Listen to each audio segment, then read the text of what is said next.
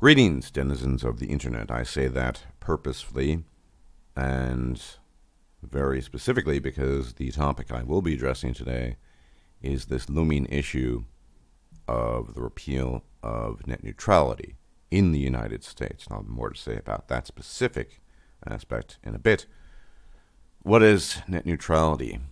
The idea that an ISP, i.e. an internet service provider, cannot throttle or charge you differently for the type of site you might frequent or internet services you might look into. So maybe for whatever sick and silly reason you frequent Facebook and you like looking at pictures of cupcakes and fancy trips that young women engage in, paid for by daddy dearest, and all of a sudden they say, well, if you want to, some provider in their state says, if you want to check that out, we'll be charging you $20 or $30 more a month.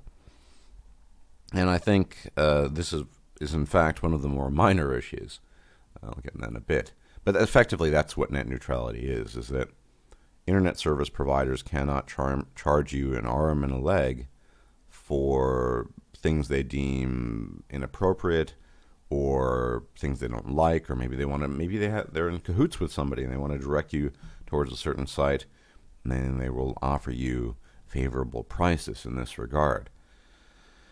And I think it's actually not too surprising that all of this is coming under the auspices of the Trump administration. I am neither a Trump fan nor am I a Trump opponent, but the facts stand as they are at the moment, and the facts seem to be that the FCC chairman, a guy named Ajit Pai, who was appointed by Trump, is heading this idea to, or leading the idea, or at least advocating as the primary exponent, visible exponent, the idea that net neutrality should be repealed. And I think most of us can agree this is a bad thing. The idea that they're claiming, or the sales pitch they're making, is that, well, net neutrality was a bad idea. It's being abused by liberals, etc., etc. But the real concern here is really, at the end of the day, what companies, what ISPs will do once they have free rein to control the purse strings of what services they provide and to whom. So who's to say that they won't say, well, you want to check out YouTube videos, we're going to charge you $100 a month as opposed to 50 or even 300. Of course, there's going to be an upper limit, but the internet is in some sense, in the social environment or ecosystem of human beings, the life, the water, the food, the sustenance that people, well, the everything they eat, drink, and breathe in. So there's a real risk that some of these companies will abuse this. I think anyone who is of sane mind would probably get behind net neutrality. Now, this does, for all intents and purposes, appear, for the time being, to be an American thing. And it will apparently take effect by mid-December, if in fact it goes through. But I want to remind you of something that I call the McDonald's effect, whereby American cultural customs, American practices, and in the broader sense, things that occur in the United States tend to spread across the globe. I call this the McDonald's effect. It can be for the good or it can be for the bad. It really depends. But I don't think, in this case, that net neutrality repeals would be good. And you might be thinking, you live in Germany or Denmark, the United Kingdom, or the far distant kingdom of Oz. Well, man, I ain't got to worry about that shit because that shit only affect niggas in the States. I ain't got to worry about that shit. Well, if the Danish government or the German government or the Aussian government thinks to itself, well, that seems like a good idea. Maybe we should follow suit. Maybe we should do exactly what the United States government is doing. Empowering ISPs to do what they want with the content that people view and want access to, possibly charging an arm and a leg or denying access outright. Well, I think it's very, very plausible. And I think this will have ramifications well outside the United States.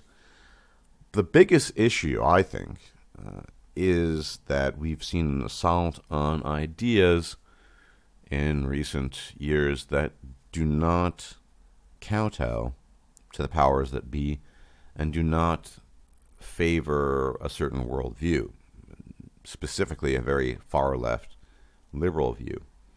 And it's not just people on the right that have been affected by this.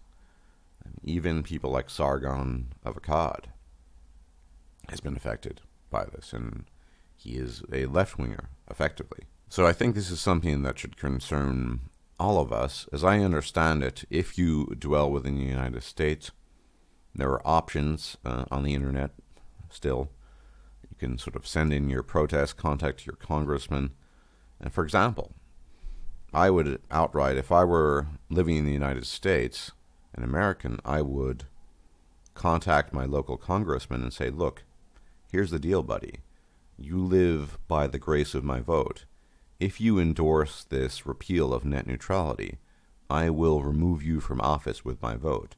And given sufficient numbers and voices, that will happen. Now, we all know how politicians operate. They operate by fear of maintaining their jobs. Politicians don't care about principles as a rule. They want to stay in power, or stay in the illusion of power, however you want to term that. So if you say, look, buddy, if you don't want to lose your position, your job, please just don't endorse this. Please, don't endorse this. Now, some brief comments on the Trump aspect. I'm not a Trump fanboy. I'm not necessarily against Trump. But I did proclaim when he was voted in that I would criticize him if need be. And I think there's a real issue here, namely that Trump is an authoritarian of sorts. He's a kind of me syndrome guy. He's all about himself. But when push comes to shove, he will endorse his own view of things, and he will endorse things that he believes are effectively on his side and will ultimately gain him the upper hand. So I think that's what's happening here.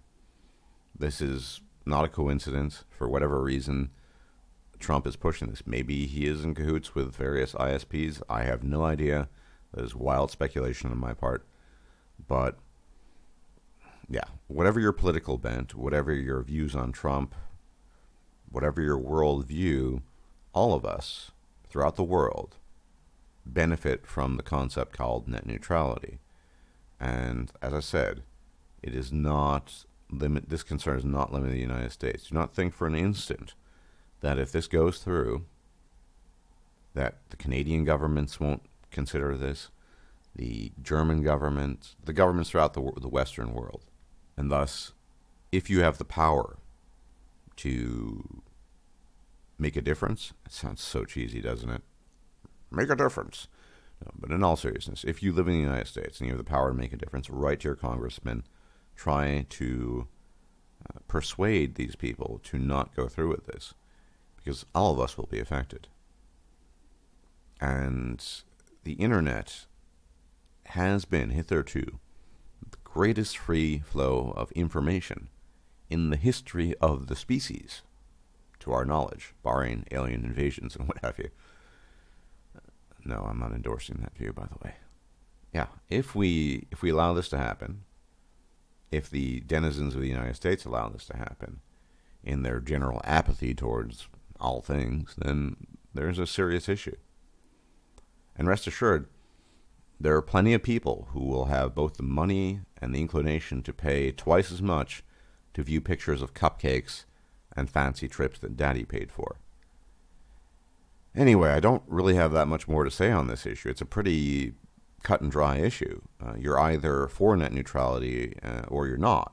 Anyway, that's it for now. More to come. People have been asking about my Jordan Peterson video. Yes, working on it off and on.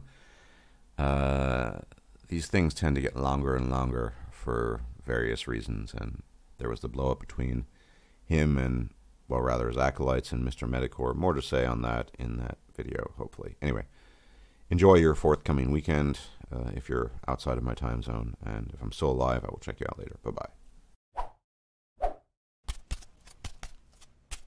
If you liked this video, please like, share, and subscribe. And if you enjoy my content, please consider making a donation or becoming a patron. Thanks for watching.